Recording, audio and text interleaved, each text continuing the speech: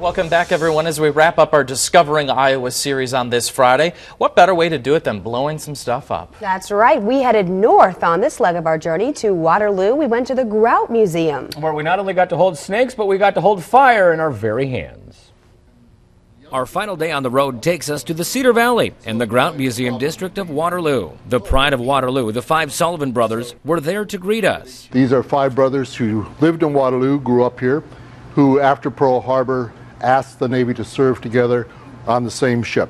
The Navy Department eventually agreed, and in November of 1942, the ship, the Juno, was sunk. All five brothers were lost, and the Sullivan brothers became sort of the symbol of service and sacrifice for the whole country. We've adopted them, since they're from Waterloo, we've adopted them as the service and sacrifice of all Iowans. Was it rare at that time to have five brothers serving on the same ship? It was unheard of. And they were turned down the first time. They petitioned. The Navy thought again. They said, good recruiting tool. And so they let them stay together. The ship captain on the Juno, their captain, was most unhappy about it. The Veterans Museum is something you should make time for. What is really touching is for a grandfather to come in and to show his grandson or daughter.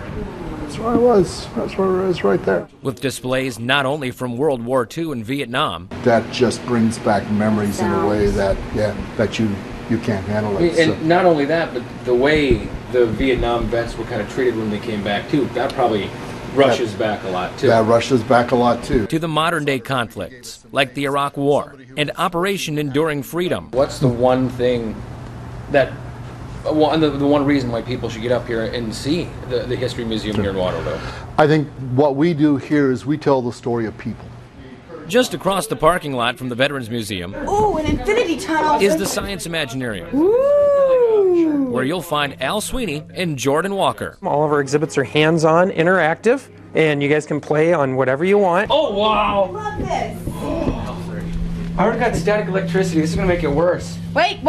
I'm seeing something. And like every great museum, this one prides itself in being hands-on.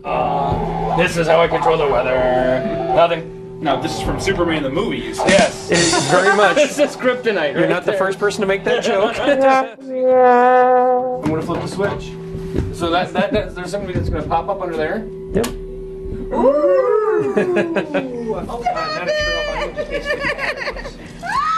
Okay, great for real stuff. Maybe a little too hands-on. This is Athena. Athena's our 9-foot albino Burmese python. Just sick. Dallas found a girlfriend. You just might not want to touch her head. Okay. Not only did we learn more about science, Oh, sorry. That was my hand. but we also learned who's the bravest news anchor in eastern Iowa. Just stick your arm all the way up. Around me. There you go. You said you've had some get out before? Yeah, we had a couple of our corn snakes get out before. And like you saw yesterday morning, We just call this the liquid nitrogen bomb. Okay. jeez!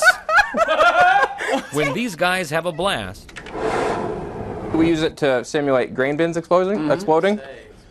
But instead of a grain bin, we're going to use our hand. Wait a minute, what? No matter what, don't drop the match. Don't drop the match. Don't throw it at us.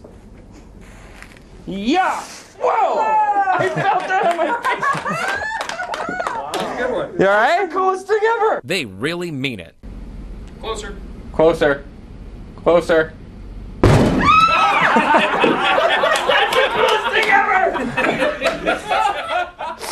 We also want to point out no news anchors or weather anchors were hurt in the filming of this piece.